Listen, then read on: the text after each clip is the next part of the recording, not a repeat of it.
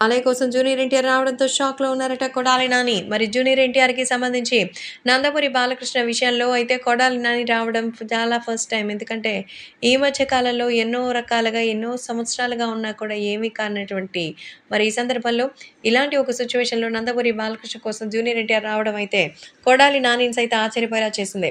కొడాలి నాని ఎవరో బయట వ్యక్తి. బాబాయ్, అబ్బాయి మధ్య ఉన్న బంధం గురించి మనకు తెలిసిందే. కాబట్టి అనవసరంగా నందమూరి బాలకృష్ణ అలాగే ఎన్టీఆర్ మధ్య విభేదాలను తారాస్థాయికి తీసుకెళ్లి కావాలనే వాళ్ళ మధ్య విభేదాలు సృష్టించాలనుకునేది వైసీపీ. అలా విడగొట్టి పరిపాలించడం చాలా సులువు. కానీ నిలబడడమే చాలా కష్టం.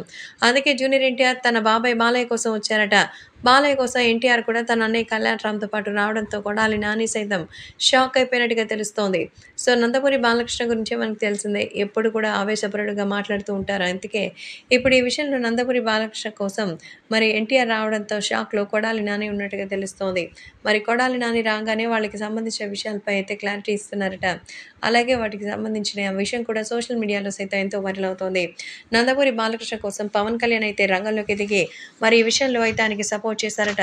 కొడాలి నాని సైతం ఇప్పుడు ఏపీ ఎలక్షన్స్‌లో జూనియర్ ఎన్టీఆర్ కూడా భాగమైపోయారంటూ తెలుస్తోంది.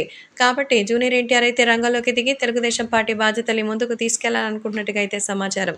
కాబట్టి దీనికి సంబంధించిన భారీ డీల్‌ని కూడా కుదుర్చనున్నట్టుగా తెలుస్తోంది.